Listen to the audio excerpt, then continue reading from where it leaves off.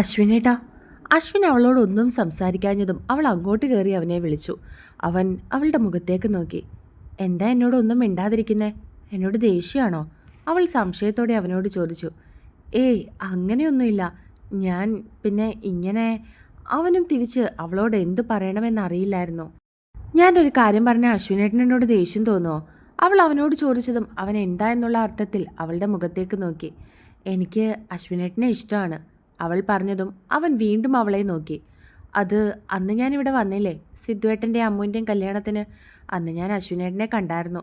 അന്ന് തമാശയ്ക്കാണെങ്കിലും അമ്മു എന്നോട് പറഞ്ഞു എനിക്ക് എന്തുകൊണ്ട് അവളുടെ നാത്തൂനായിക്കൂടാന്നൊക്കെ. അന്ന് ഞങ്ങളത് തമാശയ്ക്ക് പറഞ്ഞാണെങ്കിലും പിന്നീട് ഞാൻ അതിനെപ്പറ്റി ചിന്തിച്ചു. അവൾ പറഞ്ഞ് ഏട്ടനെപ്പറ്റി എനിക്ക് നന്നായിട്ട് അറിയാം. അവൾ എപ്പോഴും പറയായിരുന്നു ഏട്ടൻ അവളുടെ ബെസ്റ്റ് ഫ്രണ്ട് ആണെന്ന്. പിന്നെ അന്ന് സോന വന്നപ്പോഴും പറഞ്ഞു അമ്മുവിനെ പോലെ തന്നെയാണ് ഏട്ടൻ സോനയും കണ്ടിട്ടുള്ളതെന്ന്. ഏട്ടൻ്റെ ഭാഗത്തു നിന്ന് തെറ്റായിട്ടൊന്നും ഇതുവരെ ഉണ്ടായിട്ടില്ലെന്നും അതുകൊണ്ട് സോനയ്ക്ക് ഏട്ടനെ ഭയങ്കര ഇഷ്ടമാണെന്നും ഒക്കെ എന്നോട് പറഞ്ഞു. അത് പറയുന്നത് കേട്ടതും അവൻ പുഞ്ചിരിച്ചു. അതുമാത്രമല്ല, ഏട്ടനെ കിട്ടിയത് അമ്മുവിൻ്റെ ഭാഗ്യമാണെന്നും ഏട്ടനെ കിട്ടുന്ന പെണ്ണ് ഭാഗ്യം ചെയ്തതായിരിക്കും എന്നൊക്കെ സോന എന്നോട് പറഞ്ഞു. അങ്ങനെ അവരുടെ നാവിൽ നിന്നൊക്കെ ഏട്ടനെ പറ്റി ഒരുപാട് അങ്ങ് കേട്ടപ്പോൾ എനിക്കൊരാഗ്രഹം തോന്നി. ഇങ്ങനെ പെങ്ങന്മാരെ സ്നേഹിക്കുന്ന ഏട്ടൻ എന്തായാലും ഒരു ഭാര്യയെ സ്നേഹിക്കുമെന്ന് എനിക്കറിയാം. അതുകൊണ്ട് ആഗ്രഹിക്കാൻ പറ്റുമെന്ന് എനിക്കറിയില്ല. എങ്കിലും മനസ്സിലെവിടെയൊക്കെയോ ഒരു കുഞ്ഞാഗ്രഹം തോന്നിയിരുന്നു. അവൾ അവൻ്റെ മുഖത്തേക്ക് നോക്കി പറഞ്ഞതും അവൻ സംശയത്തോടെ അവളെ നോക്കി. അവളുടെ മനസ്സിൽ അങ്ങനെയൊക്കെ ഉണ്ടായിരുന്നുവെന്ന് അശ്വിന് അറിയില്ലായിരുന്നു. അമ്മു അങ്ങനെ ഒരു കാര്യം എടുത്തിട്ടപ്പോൾ അത് അമ്മുവായിട്ട് പറഞ്ഞതാണെന്നാണ് അശ്വിൻ കരുതിയിരുന്നത്. എന്നാൽ ആദിയുടെ മനസ്സിലും അങ്ങനെ ഒരു ആഗ്രഹമുണ്ടെന്ന് അറിഞ്ഞതും അവൻ അവളോട് തിരികെ എന്ത് പറയണമെന്ന് അറിയില്ലായിരുന്നു. അത് ഞാൻ അങ്ങനെയൊന്നും, ശരിക്കും പറഞ്ഞാൽ ഞാനന്ന് തന്നെ കണ്ടത് ഓർക്കുന്നത് കൂടിയില്ല. എൻ്റെ മനസ്സിൽ ഇങ്ങനെയൊരു ചിന്ത പോലും ഇല്ലായിരുന്നു. ഇന്ന് തന്നെ ഇവിടെ വെച്ച് കണ്ടപ്പോൾ എവിടെയൊക്കെയോ വെച്ച് കണ്ടതുപോലെ എനിക്ക് തോന്നി. അല്ലാതെ ഒരു പരിചയവും എനിക്ക് തോന്നിയില്ല. ഇവിടെ വെച്ചാൽ തന്നെ കണ്ടതെന്നുള്ള സംശയമായിരുന്നു എനിക്ക്. അവൻ ചിരിച്ചുകൊണ്ട് അവളോട് പറഞ്ഞതും അവളും ഒന്ന് പുഞ്ചിരിച്ചു. എനിക്കറിയാം അശ്വിനേട്ടൻ അന്ന് എന്നെ അത്രയ്ക്ക് ശ്രദ്ധിച്ചില്ലായിരുന്നു എന്ന്. പക്ഷെ ഞാൻ ഏട്ടനെ ശ്രദ്ധിച്ചിരുന്നു. തരനേട്ടൻ എന്നെ വിവാഹത്തിന് വിളിച്ചപ്പോൾ ആദ്യം എൻ്റെ മനസ്സിൽ കൂടി വന്നത് ഏട്ടൻ്റെ മുഖമാണ്. ഏട്ടനും കൂടി കാണുമല്ലോ എന്നുള്ള പ്രതീക്ഷയിലാണ് ഞാൻ ഇങ്ങോട്ടേക്ക് വന്നത്. പറ്റുമെങ്കിൽ ഏട്ടനോട് സംസാരിക്കാനും എൻ്റെ മനസ്സിലുള്ള കാര്യം തുറന്നു പറയുകയും ചെയ്യാമെന്ന് ഞാൻ കരുതി.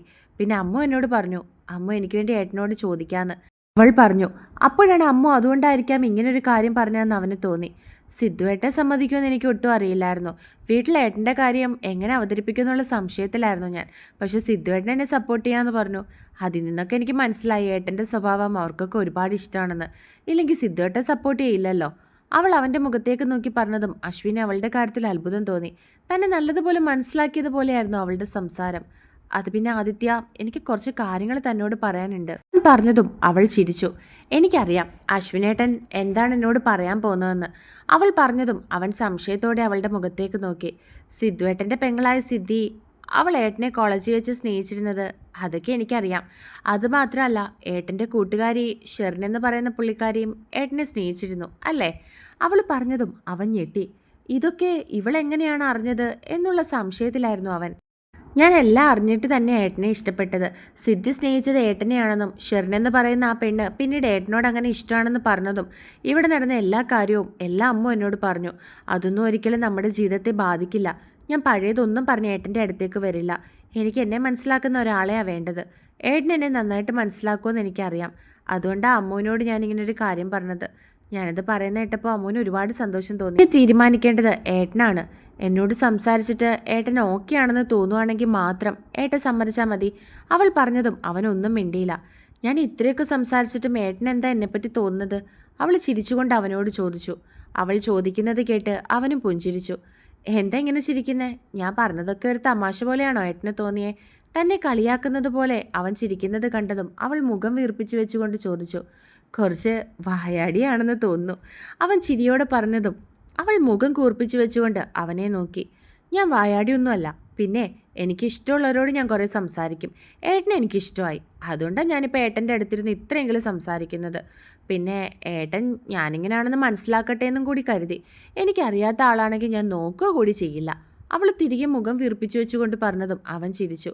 ഞാൻ അങ്ങനെ പറഞ്ഞു എന്ന് കരുതി ഇനി ആ മുഖം വീർപ്പിച്ച് ബലൂൺ പോലെ ആക്കണ്ട. ഒരു സൂചി കൊണ്ട് കുത്തിയ പൊട്ടിപ്പോകും. അവൻ തിരിച്ച് ചിരിയോടെ പറഞ്ഞതും അത് കേട്ട് അവളും ചിരിച്ചു. അവർ ഇരുവരിലും ഒരു സൗഹൃദം പൂവണിയുകയായിരുന്നു. നീ ഉറങ്ങാതെ എന്തേ ആലോചിച്ച് കിടക്കുന്നത്? അവൻ്റെ അടുത്ത് ഉച്ചയ്ക്ക് ഉറങ്ങാതെ എന്തോ ആലോചിച്ച് കിടക്കുന്ന അമ്മുവിനെ നോക്കി അവൻ സംശയത്തോട് ചോദിച്ചു. ഞാൻ ചേട്ടായിയെ ആദ്യപ്പറ്റി ആലോചിക്കായിരുന്നു. അവൾക്ക് ചേട്ടായി ഇഷ്ടമാവേട്ടാ.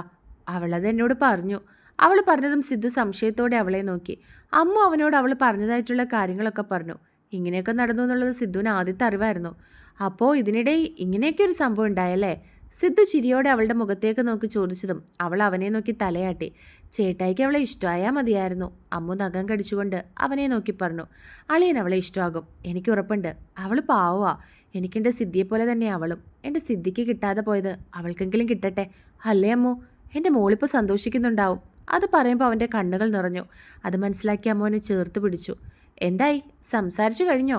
വൈകിട്ട് താഴേക്ക് ഇറങ്ങി വന്ന സിദ്ധുവും അമ്മുവും ഹാളിലിരിക്കുന്ന അവരെ കണ്ട് സംശയത്തോട് ചോദിച്ചു.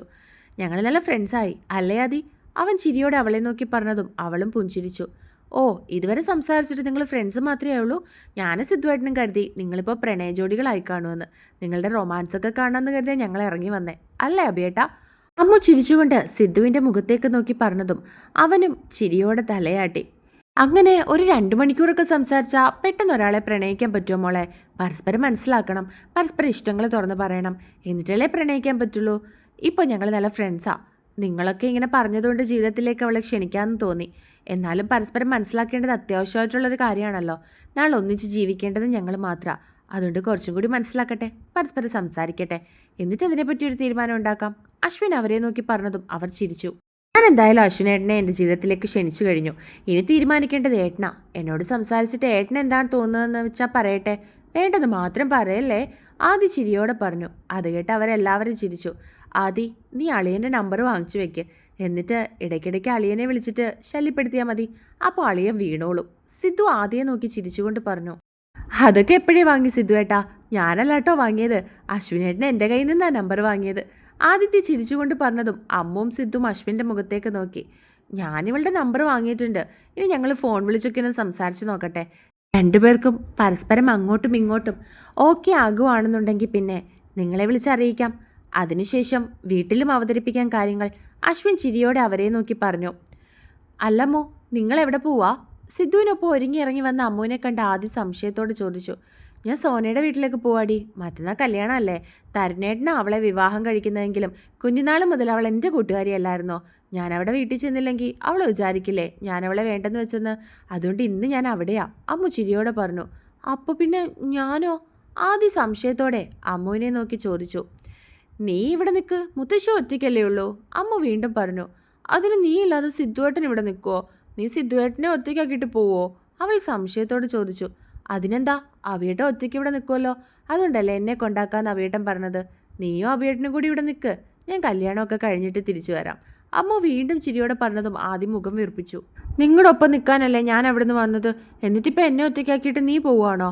ആദ്യം മുഖം വീർപ്പിച്ചു വെച്ചുകൊണ്ട് വീണ്ടും പറഞ്ഞതും അമ്മു ചിരിച്ചു. എടി പെണ്ണെ, ഞങ്ങൾ ഒറ്റയ്ക്കാണ് പോകുന്നതെന്ന് നിന്നോട് ആര് പറഞ്ഞു? നമ്മളെല്ലാവരും കൂടിയാണ് പോകുന്നത്. ഇന്നവളുടെ മെഹന്തിയാ, അതിനാ പോന്നേ. തരുണേട്ടൻ അവിടെ വരും. നീ പോയി കുളിച്ച് റെഡിയായിട്ട് വാ. അപ്പോഴേക്കും ചേട്ടായി ഒരുങ്ങി വരും, അല്ലേ ചേട്ടായി? അമ്മു ചിരിച്ചുകൊണ്ട് അവളോട് പറഞ്ഞിട്ട് അശ്വിനെ നോക്കി ചോദിച്ചു. അതിനവൻ തല കുലുക്കി. ഇനി അശ്വിൻ്റെ കൂടെ കുറച്ച് സമയം കൂടി ചെലവഴിക്കാന്നോർത്ത് അവളുടെ കണ്ണുകൾ വിടർന്നു. അല്ലമ്മോ, മുത്തശ്ശി ഇവിടെ ഒറ്റയ്ക്കല്ലേ ഉള്ളൂ? അപ്പം നമ്മൾ 2 ദിവസം അവിടെ ചെന്ന് എങ്ങനെയാണ് നിൽക്കുന്നേ? അവൾ വീണ്ടും ചോദിച്ചു. എടി, ഞാനത് ചുമ്മാ നിന്നെ കളിയാക്കാൻ പറഞ്ഞതാ.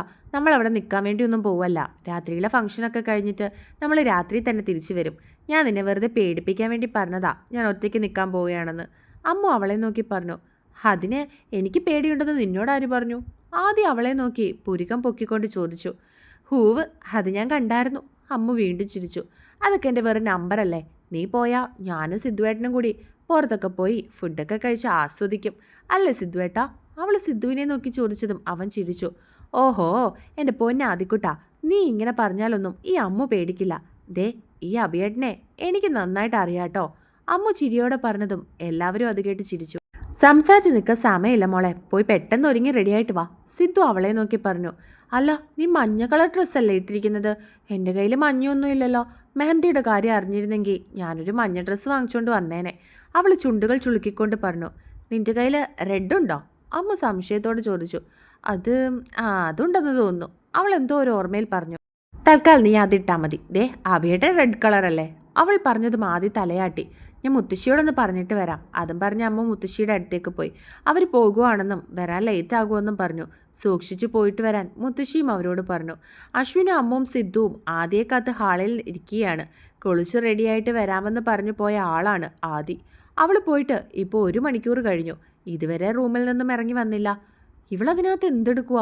അത് പറഞ്ഞ് അമ്മ അവളെ വിളിക്കാൻ പോകാൻ എഴുന്നേറ്റതും അവളുടെ റൂമിൻ്റെ വാതിൽ തുറന്നു. അതിൽ നിന്നും ഇറങ്ങി വരുന്ന ആദിയെ കണ്ടതും അശ്വിൻ വായും തുറന്നിരുന്നു പോയി. അവൻ മാത്രമല്ല, അമ്മവും സിദ്ധുവും എല്ലാം ഞെട്ടലോടെ നിൽക്കുകയായിരുന്നു. ഇവിടുന്ന് കയറിപ്പോയ ആദിയെ അല്ലായിരുന്നു ഇറങ്ങി വന്നത്. ഒരു റെഡ് കളർ സൽവാറാണ് വേഷം. ഷോൾ ഒരു സൈഡിൽ വിടർത്തിയിട്ടിരിക്കുകയാണ്. ഒരു കയ്യിൽ റെഡ് കളർ വളയും മറുകൈയിൽ ഒരു ചെയിനും. കഴുത്തിൽ അവളുടെ സ്വർണ്ണമാല കിടപ്പുണ്ട്. ഒരു ഗോൾഡൻ കളർ ജിമുക്ക കാതിൽ കിടപ്പുണ്ട്. മുടി ഹീറ്റ് ചെയ്തിട്ടുണ്ട്. അതുകൊണ്ട് അഴിച്ചു വെറുതെ ഇട്ടിരിക്കുകയാണ്. കണ്ണുകൾ നീട്ടി എഴുതി നെറ്റിയിൽ ഒരു പൊട്ടു ഇട്ടിട്ടുണ്ട്. ചുണ്ടിൽ ചെറുതായി ലിപ്സ്റ്റിക് ഇട്ടതിന് ശേഷം ലിപ് ബാം അതിന് മുകളിൽ തേച്ചിട്ടുണ്ട്. മുഖത്തെന്തോ ഇട്ടതുപോലെ മുഖം തിളങ്ങുന്നുണ്ട്. ആദി, എന്തു ഭംഗിയാ നിന്നെ കാണാൻ. അമ്മ അവളുടെ അടുത്തേക്ക് ചെന്ന് ചോദിച്ചു. ഞാൻ പണ്ടേ സുന്ദരിയാമോ? നിനക്ക് ഇപ്പോഴാണോ തോന്നിയേ? ആദി സ്വയം പൊങ്ങിയതുപോലെ പറഞ്ഞു.